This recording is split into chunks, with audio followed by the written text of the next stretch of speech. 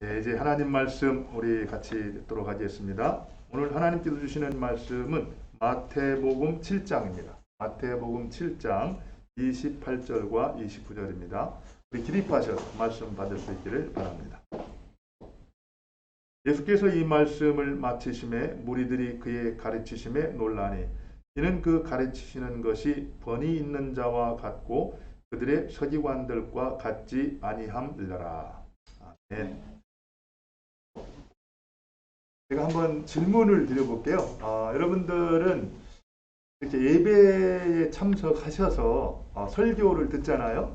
설교를 들을 때 어떤 기대를 하세요? 사실 기대를 안 합니까?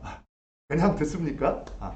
사실 우리가 무슨 일에든지 이렇게 참여를 하면은 기대하는 게 있잖아요. 그죠? 그리고 그 기대를 통해서 우리가 의도하는 목적들이 있어요. 그런 것들이 분명할 때 그 시간 주어지는 어떤 이 은혜를 누릴 수가 있죠. 근데 기대하는 것이 없으면은 얻는 것도 없습니다. 또 기대하는 것이 없으면은 그것이 있은 다음에 어떤 연속해서 이어지는 행위가 없어지는 거예요. 그래서 성경에는 뭐라고 말합니까? 너희가 도를 듣기만 하여서 죄를 범하는 자가 되지 말고 도를 행하는 자가 되라, 이렇게 얘기를 하거든요. 그런 의미에서 우리가 이 시간에 나와서 예배를 드릴 때, 특별히 설교를 들을 때 우리 마음 가운데 어떤 선한 하나님 앞에 기대가 있어야 된다, 이런 생각이 들어요. 한번 잘 생각해 보세요. 나는 그런 기대가 있었는가 없었는가. 없었다면은 지금 그런 기대를 좀 해보시기 바랍니다. 그리할 때 하나님께서 그 기대에 합당한 은혜를 이렇게 허락해 주시라고 믿습니다. 사실 이 코로나가 한창 진행 중이었던 7월 첫 주부터 우리가 이 산상설교를 시작을 한 것 같아요. 그러니까 지금 한 5개월이 지났고 6개월이 이렇게 돼가고 있는데 오늘로써 산상설교가 이제 끝이 납니다. 사실 산상설교를 통해서 예수님께서 기대하셨던 것은 뭐 그런 거예요. 너희들이 이제 이 세상에 살고 있지만 세상에 속한 자가 아니다. 그렇기 때문에 너희들은 세상과 다르게 살아야 된다. 구별되게 살아야 된다. 이게 이제 어떤 산상설교의 핵심이라고 볼 수 있습니다. 근데 어떠세요, 여러분들? 이 산상설교를 들으면서 주님의 말씀을 따라서 이 세상과 구별되게 다르게 살 수가 있었습니까? 그랬다면은 여러분들은 설교를 잘 들으신 거죠. 근데 우리가 오늘 이제 말씀을 통해서 보듯이 하나님의 말씀을 듣고 난 다음에 우리가 어떻게 반응하는가가 참 중요합니다. 사실은 이 묵상과 설교의 핵심은 어디에 있냐면은 적용에 있어요. 적용이 없는 묵상, 적용이 없는 설교는 아무 의미가 없는 겁니다. 그래서 하나님의 말씀을 묵상하거나 들은 다음에 삶에 잘 적용이 되어서 그 삶을 바꿔낼 수 있을 때 그 묵상과 설교라는 것은 의미를 가질 수가 있는 거죠. 오늘 이제 예수님께서는 그 부분을 지금 말씀하고 있는 겁니다. 오늘 말씀을 보면은 이제 말씀을 듣고 난 다음에 그 무리들이 어떻게 반응했는가, 그 사실을 소개해 주고 있거든요. 무리들이. 그 사실을 말씀을 들은 다음에 우리는 어떻게 반응하고 있는가, 이런 것들을 한번 돌아보면 좋을 것 같아요. 그래서 오늘 말씀을 통해서 예수님께서 말씀을 들은 다음에 어떻게 반응하기를 원하실까, 이 사실을 깨달으면서 우리가 들었던 말씀, 그 말씀을 삶에 그대로 잘 적용해서 우리의 삶을 바꾸고 또 이웃을 유익하게 하고 하나님을 존귀케 하는 그러한 은혜들이 우리 모두에게 있기를 바랍니다. 오늘 이제 여러분들 말씀을 보면은요, 사실 지금까지 산상설교 내용을 보면은 이제 가르침에 초점이 있었어요. 가르침. 그러니까 예수님께서 뭐라고 말씀하시는가, 그 전에 서기관들이 가르쳤던 내용과 예수님이 가르쳤던 내용들은 뭐가 다른가, 가르침의 내용에 이렇게 초점이 맞춰져 있는데 오늘 말씀은 어떻습니까? 그 가르침 내용에서 어디로 초점이 이동을 하냐면은 그 가르침을 들었던 무리들과 그 가르침을 가르쳤던 설교자, 교사에게 이제 초점이 맞춰지는 걸 볼 수가 있습니다. 그래서 오늘은 말씀을 두 가지로 좀 듣고 싶어요. 그 말씀을 듣고 무리들이 보였던 반응, 그거 한 가지 하고요. 또 한 가지는 이 가르침을 가르쳤던 설교자, 그분은 누구인가? 이 부분에 초점을 맞추고 한번 우리가 살펴보겠습니다. 여러분들 알다시피 우리가 어떤 말씀에 이렇게 순종을 하려면은 그 내용이 정말 진리인가? 그것이 굉장히 중요하거든요. 그래서 그것이 정말 참된 진리다, 믿을만하다. 그랬을 때 우리가 이제 순종하기가 쉬워지는데, 근데 그것보다 더 중요한 게 뭐냐면은 그 말씀을 하신 분이 누구냐가 더 중요한 겁니다. 여러분들 아무리 사실이라 해도 길거리 지나가다가 잘 모르는 사람 여러분들에게 이렇게 말씀하면은 그 말씀 따라가기가 쉽지가 않죠. 그런데 그 말씀을 주신 분이 정말 나를 잘 아는 사람이고 또 거기다가 정말 나를 사랑하고 나를 아끼는 분이 하신 말씀이라고 한다면 어떻습니까? 그 말씀을 우리가 쉽게 받아들이고 순종할 수 있는 거예요. 오늘 이제 이 마태는 그 부분을 주목하고 있는 겁니다. 여러분들이 말씀을 들을 때 정말 우리에게 가르침을 주시고 있는 그분이 누구인가? 이런 부분들을 좀 잘 살펴보면서 그분을 신뢰하기 때문에 그분의 말씀을 더 깊이 순종할 수 있는 그 자리까지 나아갈 수 있기를 바랍니다. 이제 오늘 말씀을 보면은요, 28절에 이렇게 시작을 하고 있어요. 여러분들 28절에 뭐라고 말하고 있습니까? 예수께서 이 말씀을 마치심에 뭐라고요?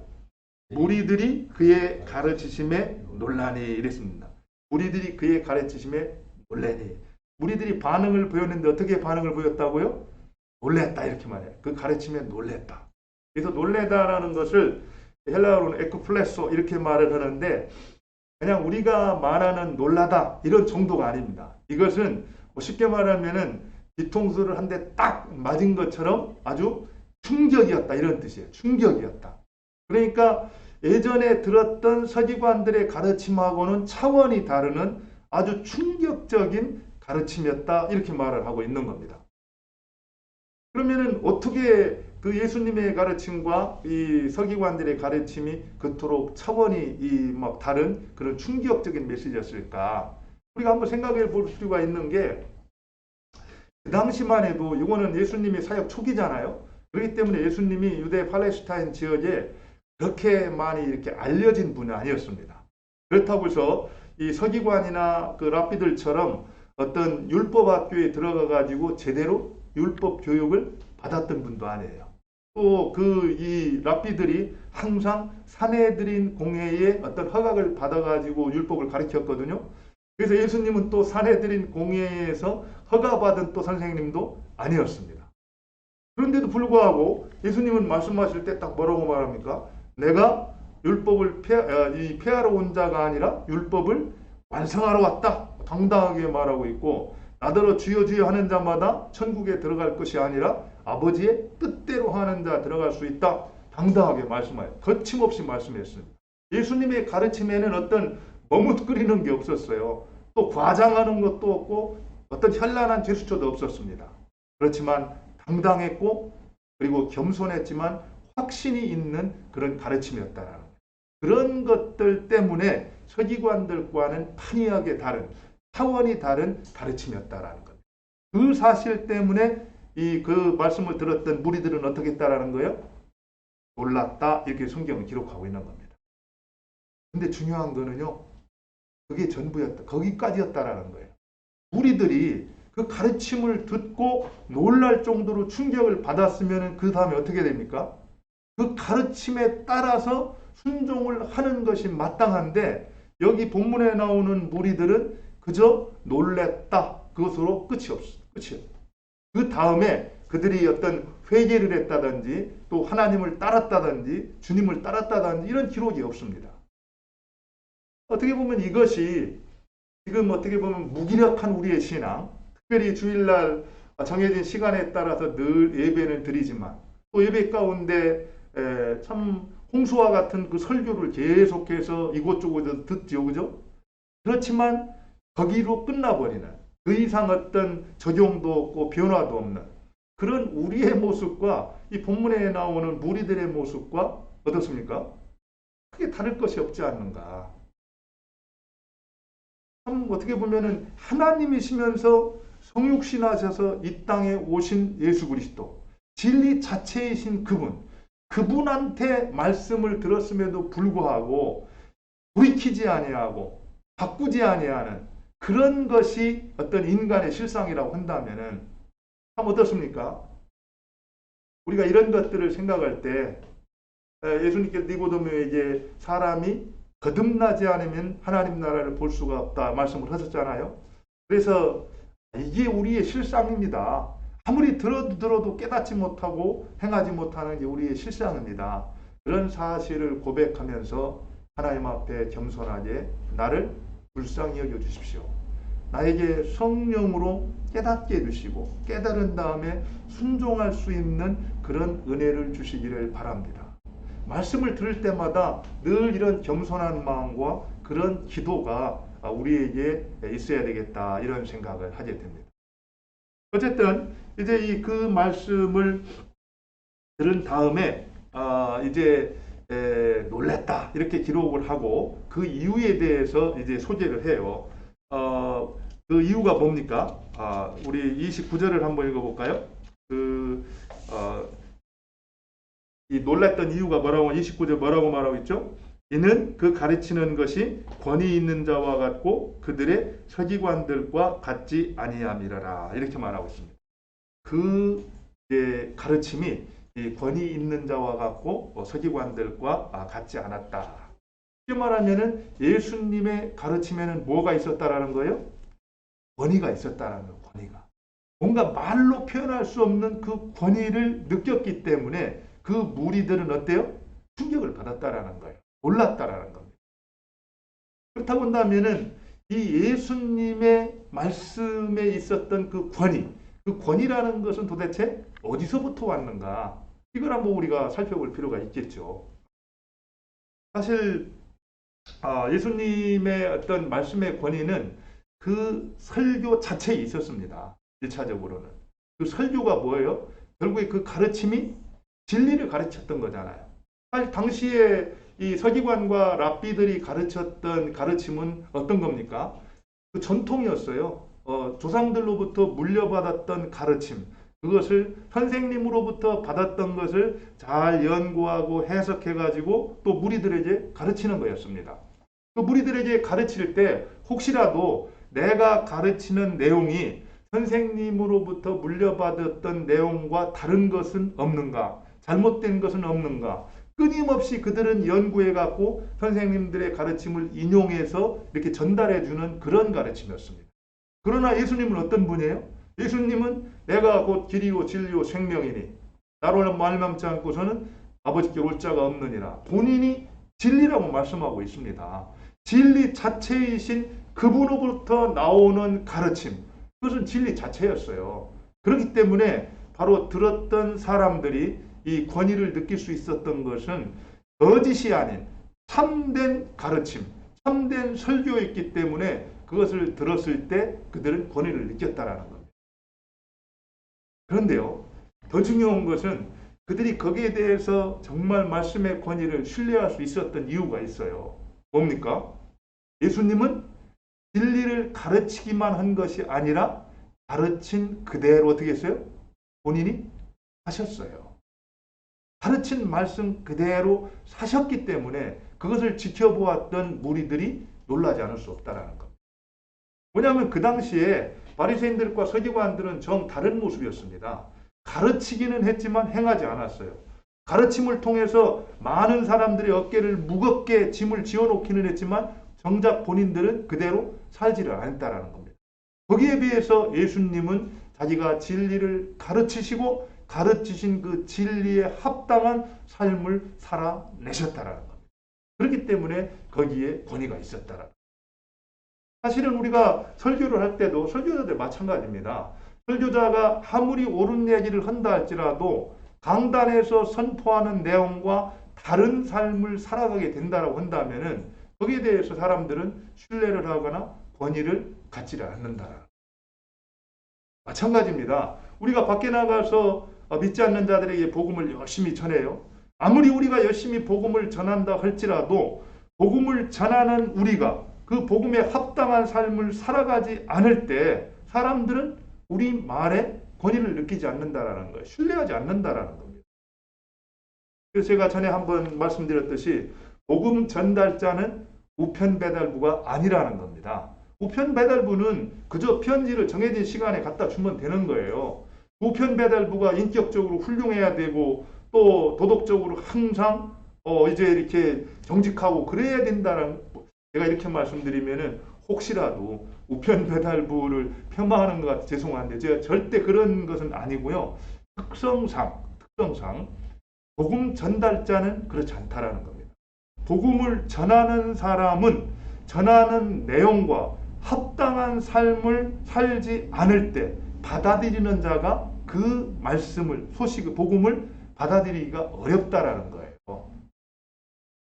예수님께서는 자기가 진리를 선포하셨고 선포한 진리에 합당한 삶을 사셨기 때문에 예수님의 말씀에 권위가 있었고 능력이 있었다라는 거죠. 우리가 첫 번째로 이제 예수님의 어떤 말씀의 어떤 가르침의 권위가 어디서 왔는가 이렇게 얘기를 할 때 첫 번째로는 어디로부터 왔다고요? 설교 그 자체로부터 왔다 이렇게 볼 수가 있습니다. 두 번째는 어디서 왔습니까? 두 번째는 설교자에게서 왔습니다. 설교자. 정말 이 설교를 했던 그 사람이 누구인가에 따라서 그 말씀이 권위가 있고 그렇지 않을 수 있다라는 거예요. 오늘 제가 이 부분을 좀 여러분들하고 좀 깊이 나누고 싶은데요. 사실 이 말씀을 하죠. 산상설교를 하신 분이 예수님이잖아요. 그죠? 근데 예수님이 누구신가? 그것을 우리가 정확히 알면은 그 말씀을 더 신뢰하게 됩니다. 그리고 신뢰할수록 우리는 그 말씀에 대해서 온전한 순종을 드릴 수가 있어요. 근데 여러분들 이 말씀하신 예수님에 대해서 얼마나 알고 계세요? 예수님이 누구십니까? 사실 예수님 그러면 우리는 늘 삼위일체 하나님, 우리를 위해서 십자가에 죽고 부활하신 하나님, 뭐 이런 정도 왜 뭐 늘 반복하는 내용을 보면은 정말 예수님에 대해서 잘 모르고 있는 경우가 많습니다. 그래서 이 시간에는 제가 예수님에 대해서 이 복음서에서 가르쳐주고 있는 예수님, 특별히 오늘 이 산상설교를 통해서 예수님을 어떻게 소개하고 있는가, 그리고 예수님께서는 어떻게 그 권위를 통해서 우리한테 가르침을 주고 있는가, 이런 부분들을 좀 나누고 싶어요. 사실 제가 오늘 그 주보에 나와 여기 소개해 준 걸 보면은 처음에 누구로 소개했습니까? 교사로, 예수님을 교사로 소개했고, 두 번째는 뭐였습니까? 예수님을 그리스도로, 그 다음 세 번째는요? 주로, 그 다음에는요? 구세주로, 그 다음에는 심판자, 그 다음에는 하나님의 아들, 그 다음에는 하나님. 사실은요, 예수님이 자기 자신을 누구로 의식했는가, 누구로 인식했는가를 정확히 소개해주고 있는 내용들이에요. 이 내용이 여러분들이 얼뜻 볼 때는 그게 그건가 같이 보이지만 그렇지가 않습니다. 사실은 예수님을 가장 먼저 의의 교사로 소개를 하잖아요. 정말 예수님의 어떤 그 신분, 누가 봐도 예수님은 이 땅에 오셔서 진리를 가르쳤던 의의 교사였어요.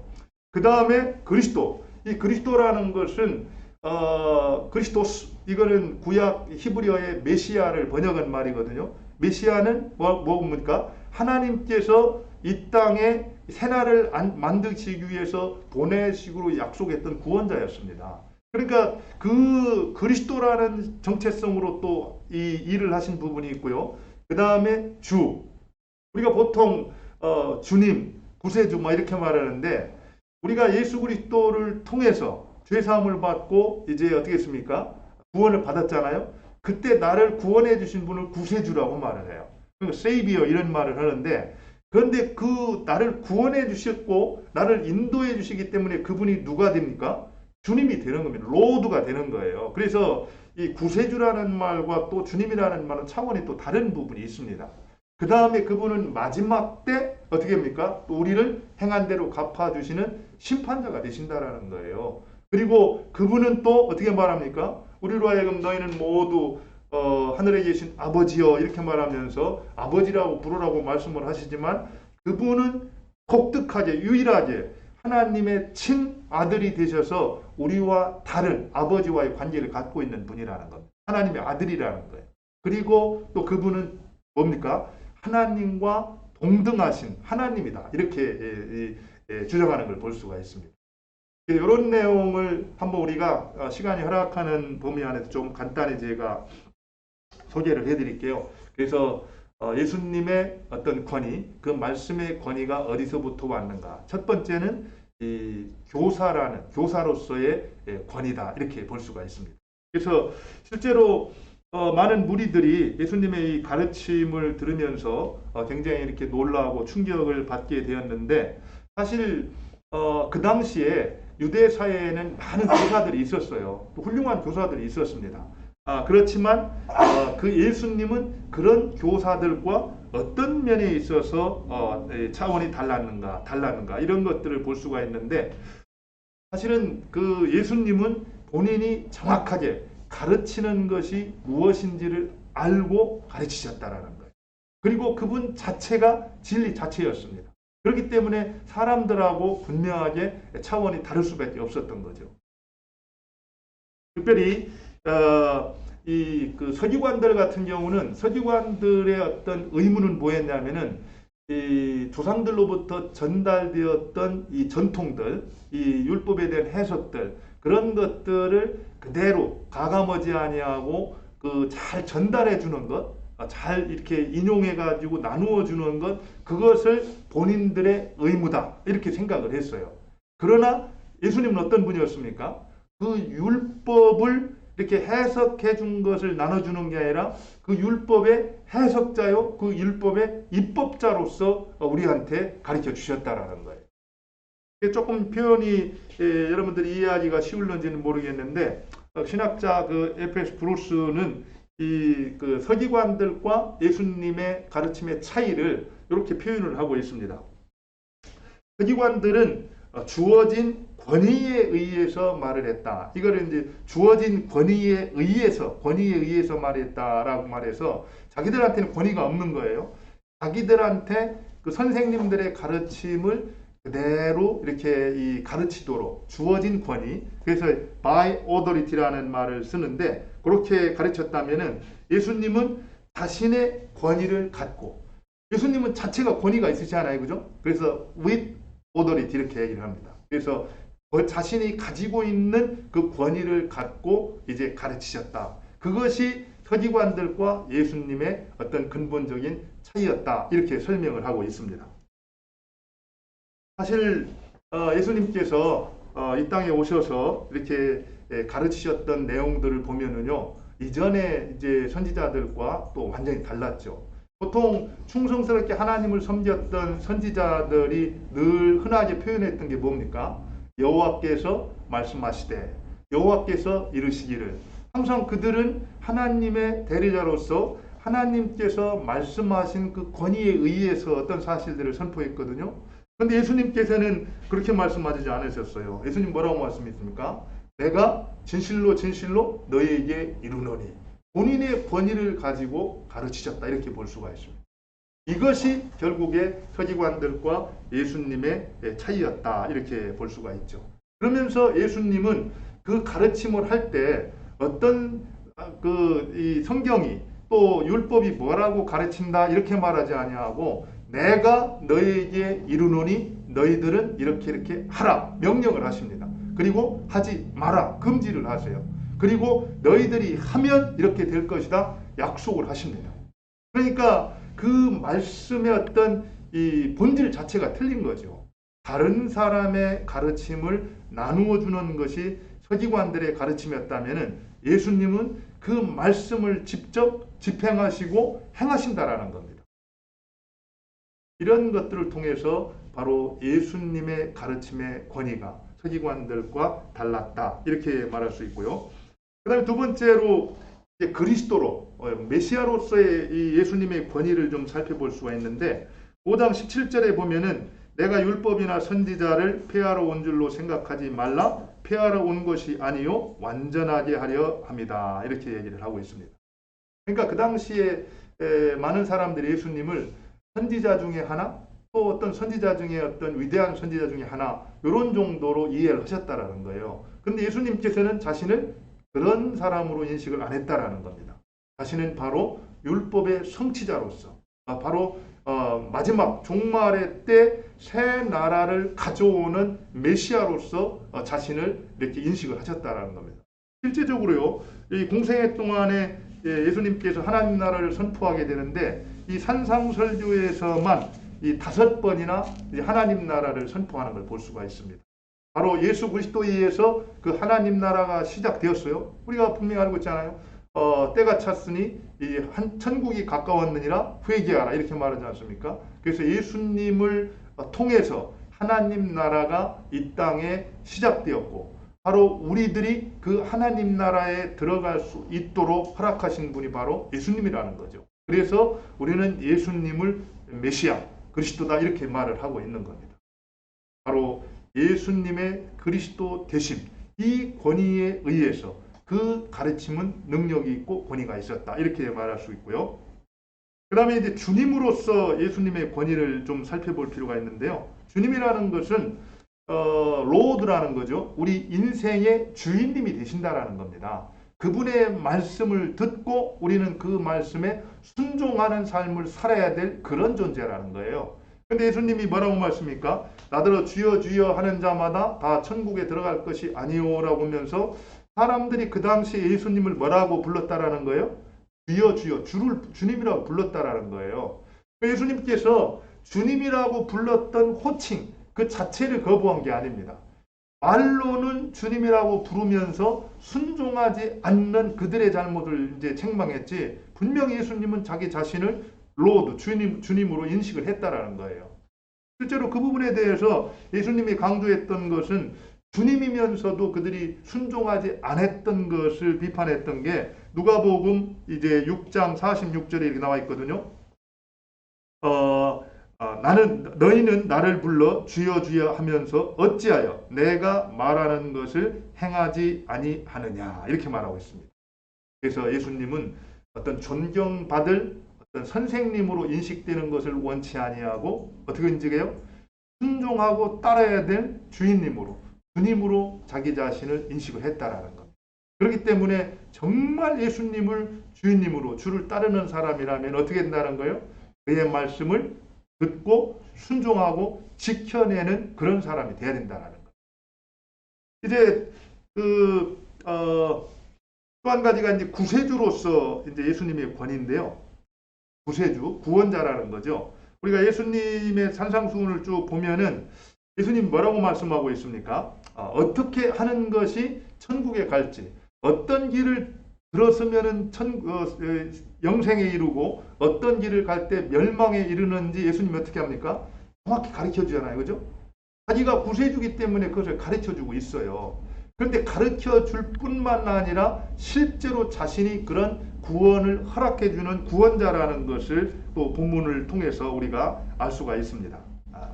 여러분들 실제로 이 팔복에서 복을 나누어 주시는 분으로도 소개를 하지만 본인이 그 이 복의 어떤 생명을 주시는 구원자로 소개했던 걸 보게 돼요.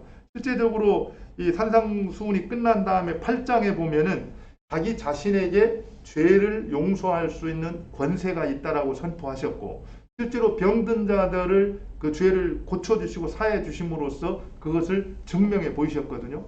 이런 사실을 통해서 우리는 예수 그리스도 그분이 구원자, 구세주였다, 이 사실을 우리가 알 수가 있습니다.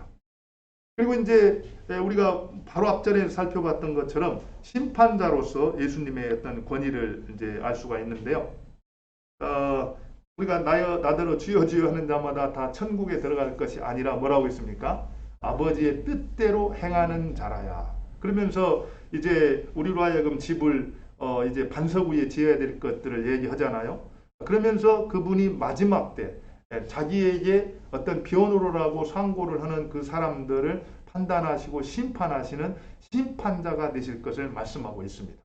그 외에도 다른 곳에서 보면은 내가 너희를 행한 대로 갚아주겠다, 이렇게 말씀하시면서 마지막 때 예수 그리스도가 심판자가 되신다. 그 심판자의 권위를 가지고 심판을 말씀하셨기 때문에 그 말씀에 권위가 있었다라는 거죠. 그리고 이제 하나님의 아들로서의 이제 권위를 얘기하고 있는데요.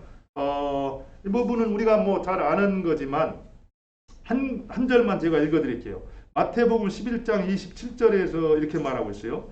내 아버지께서 모든 것을 내게 주셨으니 아버지 외에는 아들을 아는 자가 없고 아들과 또 아들의 소원대로 계시를 받는 자 외에는 아버지를 아는 자가 없느니라. 그래서 분명히 우리들도 하늘에 계신 아버지여 이렇게 부르라고 또 기도하라고 말씀하시면서 우리가 죄사함을 받고 하나님과 바른 관계를 맺음으로써 하나님을 아버지라고 부르는 존재가 되었다라는 것. 그렇게 우리에게 가르쳐 주시고 말씀하셨지만 그러나 예수님은 더 특별히 하나님과 우리와는 다른 차원의 부자 관계를 갖고 있다라는 것을 오늘 말씀을 통해서 분명하게 가르쳐 주고 있습니다. 자기가 하나님의 독특하고 유일한 하나님의 아들로서의 신분, 그거를 가지고 이 땅에서 사셨던 그 사실을 기록하고 있는 걸 볼 수가 있습니다. 그리고 이제 마지막으로 이게 이제 예수님이 복음서 이 산상수훈을 통해서 가장 이 깊은 차원의 이 자기 인식의 표현일 수 있는데요. 예수님은 자기 자신을 누구로 인식한 거예요? 하나님과 동일한 분으로 인식을 했다라는 겁니다. 사실 뭐 성경에서 나는 하나님이다 이렇게 여기서 선포하지는 않았어요. 복음서에서. 그러나 그분이 이렇게 표현한 것들을 보면 그런 사실을 암시하고 있다라는 것을 발견할 수가 있습니다.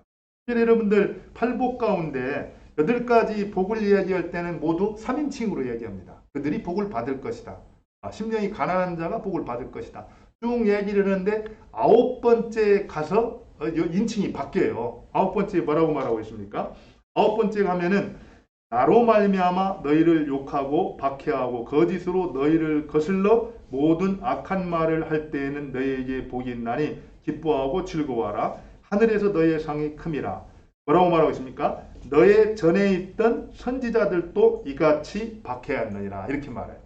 지금 예수님을 따르는 제자들과의 관계를 얘기하고 있는데 그 얘기를 하면서 나중에 뭐라고 말합니까? 이전에 선지자들도 이같이 박해를 했다 이렇게 얘기하거든요. 선지자들은 누구를 섬겼던 사람입니까? 하나님 아버지를 섬겼던 사람이에요. 그들의 하나님 말씀에 순종하고 하나님을 따르기 위해서 고난과 박해와 어려움도 마다하지 아니하고 온전히 하나님께 충성을 드렸던 사람들이 선지자인데 지금 예수님께서는 제자들이 나를 위해서 받는 고난을 선지자들이 어떻게 해요? 하나님을 위해서 받았던 고난과 대조시키면서 자기 자신을 누구하고 같은 이 동일한 존재로 표현하고 있는 겁니까? 누구하고요? 제가 이 설명이 좀 부족했나요? 다시 하겠습니다. 여기서 보면은 지금 제자들이 예수님 때문에 고난을 받잖아요. 그죠? 그런데 여기서 제자들과 똑같이 과거에 구약시대 때 선지자들이 하나님 때문에 고난을 받았다라는 거예요. 이 사실을 대조를 함으로써 지금 예수님은 자기 자신과 하나님을 동일한 선상의 동일한 존재로 표현하고 있다라는 겁니다. 이해가 되시죠? 예. 네, 그럼 넘어갑니다. 예. 근데 사실은 그것뿐만이 아니고요. 두 번째도 비슷한데 우리가 바로 지난 시간에 살펴봤던 자신을 주여 주여 하고 부르는 사람이 다 하나님 나라에 들어갈 수가 없다고 말했잖아요. 그죠? 그러면은 표현상으로는 그래요. 표현상으로는 나더러 주여 주여 하는 자마다 다 천국에 들어갈 것이 아니라 내 뜻대로 나의 주권을 인정하고 내 말대로 순종하는 사람이라야 천국에 들어갈 수 있다. 이렇게 말하는 게 논리적으로 맞아요. 안 그렇습니까? 그런데 예수님께서는 뭐라고 말하고 있냐면은 다만 하늘에 계신 아버지의 뜻대로 행하는 자라야 천국에 들어갈 수 있다. 이렇게 표현을 하거든요. 그 말이 또 뭘 암시하고 있냐면은 결국에 지금 이제 너희들이 나의 주권에 순종해서 이제 그대로 지키고 행하는 그것과 하늘에 계신 아버지의 뜻에 이 순종해서 지키는 것을 동일하게 말하고 있다라는 겁니다. 그래서 예수님은 이 말씀을 통해서 하나님과 자신을 동등한 존재로 그렇게 표현하고 있다라는 거예요. 뭐 심판에 대해서도 마찬가지입니다. 심판에 대해서도 실제적으로 심판, 재판권 내가 너한테 맡겼다. 성경에 이런 내용은 없어요. 그렇지만 마지막 때 나 앞에 나와가지고 상고를 하잖아요. 그러면 그들에 대해서 심판하겠다, 판단하겠다라는 말씀을 통해서 바로 예수님이 바로 마지막 때 심판자가 되신다. 이것은 우리가 하나님께서 마지막에 심판자가 되신다는 걸 다 알고 있잖아요. 그런 사실을 통해서 바로 예수님이 심판자가 되시는 하나님과 동등하게 자신을 이제 표현하고 있다. 이것을 이제 알 수가 있는 거죠. 이런 사실들을 한번 우리가 살펴보면서 정말 예수님이 누구신가? 우리에게 가르침을 주셨던 그분이 누구신가? 이 사실을 한번 우리가 깊이 생각할 필요가 있습니다. 진리의 교사로서 예수님은 권위를 가지고 계십니다. 또 무엇보다도 하나님 나라를, 새 나라를 이 땅에 가져오는 메시아, 구원자로서의 이 자기인식을 갖고 있었습니다. 그뿐만 아니라 우리를 구원하시고 우리에게 생명을 주시는 구세주로서 자기인식을 갖고 있었습니다. 그리고 이 땅 위에서 주님이 되셔서 그 백성들을 가르치시고 인도하는, 그래서 우리가 순종해야 될 주님으로 자신을 가르쳐 주셨다라고. 그리고 마지막 때 우리가 이 땅에서 어떻게 행했는가 그 행위대로 심판하시는 심판주로 자기 자신을 인식을 했다라는 겁니다. 그리고 무엇보다도 정말 우리 모두 하나님을 아빠, 아버지라고 부를 수 있지만 유일무이한 아버지와의 관계를 통해서 자기가 참 하나님의 아들인 것을 또 가르쳐주고 있는 겁니다. 또 그리고 무엇보다도 그분이 바로 예수님이 하나님이시고 하나님과 동등한 분이신 것을 가르쳐 주시면서 바로 자연만물을 창조하시고 주관하시고 인도하시는 그 하나님인 것을, 그 권위를 가지고 우리에게 지금 말씀하고 계시다라는 겁니다.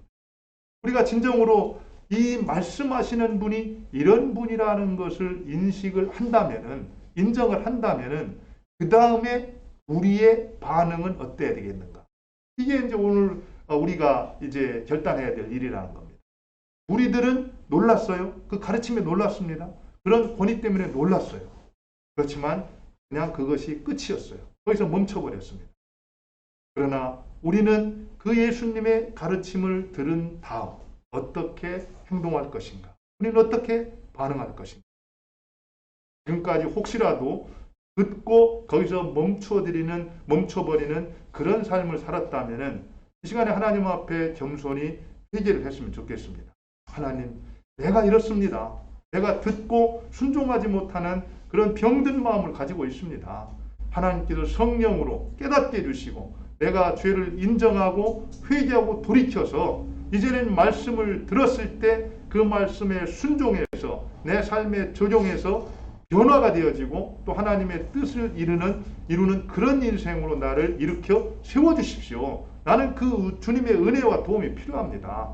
그리고 실제로 그렇게 순종함으로써 하나님이 약속하신 변화를 경험하고 하나님이 약속하신 은혜를 경험할 수 있는 우리 모두가 될 수 있기를 바랍니다. 우리 같이 한번 말씀을